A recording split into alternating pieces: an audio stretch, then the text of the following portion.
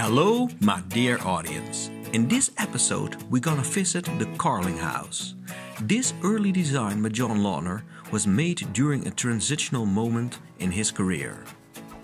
The house is still inspired by the designs of his teacher, Frank Lloyd Wright, while at the same time it has a lot of innovations that make it very different than the houses by Wright. The red concrete floors and the redwood walls are clearly inspired by Wright, but with the unique roof construction, large windows and hillside-placed swimming pool, John Lautner went completely into his own direction. While the main house was already completed in 1949, John Lautner was rehired many times over the decades to make changes to the design. The latest John Lautner designed improvement was a master bedroom that was only built in 1991. By constantly improving the house over a period of 4 decades, the whole design process almost equals the length of John Lautner's entire career. Because of this, the house shares similarities with most other designs by Lautner, making it somewhat of a summary of all his houses. For instance, the swimming pool that enters the living room under a sliding door reappeared in the Elrod House. The swing-out couch was again used in the Turner House. The terrace that cantilevers the hillside returns in the Wolf House. And finally, the glass windows of the master bedroom are similar to the bedroom of the Sheats Goldstein house. Also typical for Lautner is that the house is built on a very small hilltop, and it's even larger than the piece of ground underneath, so in some places it cantilevers the hillside. But because of John Lautner's brilliant ingenuity, it was possible to create a large living space on a limited building lot. Altogether, the Carling is one of Lautner's most interesting achievements. So, let's take a look inside. We start our tour from the sky. With its unusual shape, the house is instantly recognizable. Next to the street is the house number, placed on a block of redwood. When you turn to the right, just behind it, you see the steep climbing driveway with the carport at the end. Before we enter the main house, we're first gonna take a look at the carport, which has place for 2 cars. This carport was a later extension, because the original carport was transformed into the master bedroom. At the back side of the house is a pathway that leads to the glass front door. From the front door, you step right into the living room. The main house consists of 1. A hexagon living room, 2. A midsection that holds the guest bedroom and bathrooms, and 3. A wing that holds the master bedroom, placed where once the carport was. When we remove the roof, we can see that the internal walls are placed in hexagonal and triangle patterns. The floor is made of red-brown casted concrete. I decorated the drawing with furniture to give you a good indication of the compact size of the house.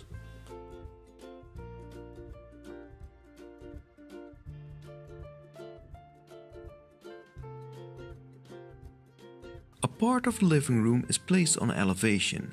This creates a separated area in the same space. The elevation continues as a terrace at the other side of the glass. This blurs the verge between inside and outside. A part of the swimming pool enters the living room. With just the press of a button, the sliding doors open and they slide in a recess in the concrete floor. This opens the entire living room towards the swimming pool. A rock stone next to the pool gives the feeling of sitting at the beach. The large pool is located so close to the house because the water can cool the temperatures inside. Also, the water reflects sunlight, which is projected on the ceiling of the living room and which fills the interior with sunlight. The triangle in the center of the ceiling is a large speaker box of the sound system. Before Dolby Surround was invented, this was the best way to fill the room with music. The couch is placed against a wall that can mechanically swing open. On hot days, the entire wall opens towards the terrace, and the couch moves outside, mixing the interior with the exterior. The vacant lot on which the house was built was so small that the terrace is already at the end of the ground. Beneath the terrace, the slope of the hillside is already descending, and therefore the terrace could not directly be placed on the ground. So John Lautner designed a floating terrace, a platform that is supported by two diagonal placed steel arms. While standing on the terrace, you can see the strange roof construction. But why did John Lautner choose for these unusual pillars? He wanted the house to be as transparent as possible, so large walls of glass were used, and the house couldn't get any retaining walls. Therefore, the roof had to be supported by pillars, but pillars inside the house could limit the living space. The only solution was a construction of steel pillars at the outside of the house, placed on the already descending slopes of the hillside. First, 3 pillars were placed on foundations in the ground. Second, 3 steel beams were connected to these pillars. To create extra strength, the steel beams had smaller steel supporting arms between them. Then a cross of wooden beams was placed on the steel beams. Against this cross, the eave of the roof was attached. For extra support, smaller pieces of timber were placed in open spaces in the construction. A brick chimney was placed, but without having any supporting function. And then, finally, the roof plates were laid on top of the construction. The pillars not only support the roof from underneath, they also hold the beams from above, with 2 diagonal steel arms that connect the beams to the top of the pillars. The weight of the roof is furthermore distributed by secondary pillars that are attached to the backside of the main pillars. Here you see how the hexagonal roof is placed above the living room. Next to the living room is the open kitchen, which has a bar towards the sitting area.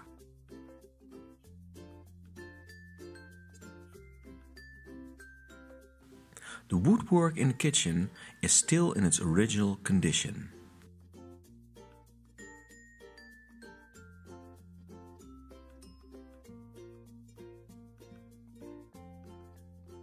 Because of changes in the hillside, not all the floor levels are in line with each other. The midsection is placed lower than the living room.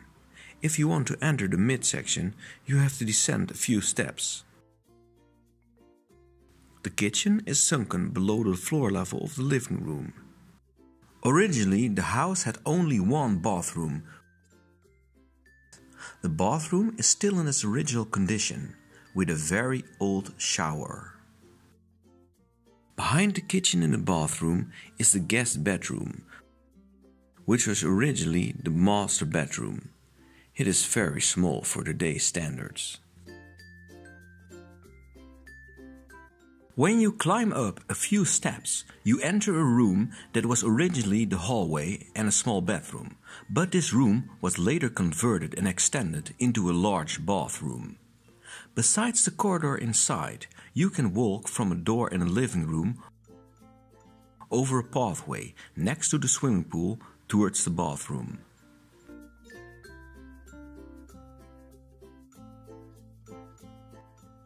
For the roof of the midsection, John Lautner used again a completely unique way to support the roof. Inside the house, 9 wooden pillars were erected. On these pillars, a skeleton of wooden beams was placed. You have a clear view of the skeleton on this scale model. The outer parts of the skeleton are visible at the outside of the house. Inside, the roof construction is visible at the ceiling of the kitchen. The unusual shape of the skeleton is necessary to create enough support for the roof and to minimize the number of pillars that is needed. Because the roof construction of the midsection is lower, the roof of the living room is partly overlapping the construction of the midsection. Here you can see the original floor plan. The opening in the brick wall was originally the front door, and behind it was a hallway that was also used as a guest bedroom. Because the master bedroom is placed on a lower floor level than the bathroom, you have to descend a few steps in the floor.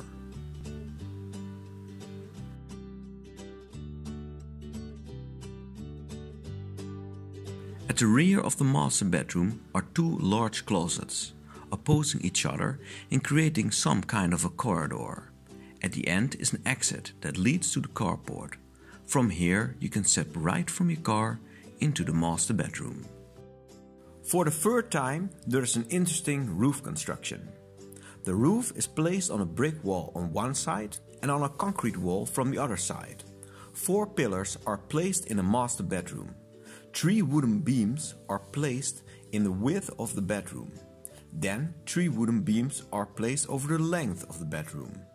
Finally, the edges of the roof are placed against this construction.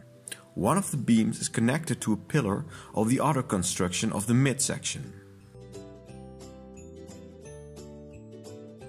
Because of the unique roof construction, you can have an entire facade made of frameless glass. This provides an unbroken panorama over the Los Angeles skyline. Finally, the Carling House has one last special feature to offer: the swimming pool. The hilltop was too small for a pool, and the only solution was to place the pool on the slopes of the hillside. This means that you need to have a very strong concrete wall to hold the massive amounts of water in place. On this photo you can see the wall of the pool. We end our tour with a look from below the hillside. From here the residence is only partly visible, giving it a mysterious and futuristic appearance. It's a miracle of design. How many interesting features are combined together in such a small house. This was your tour guidance. Thank you for watching and don't forget to like and subscribe. I'll see you next time.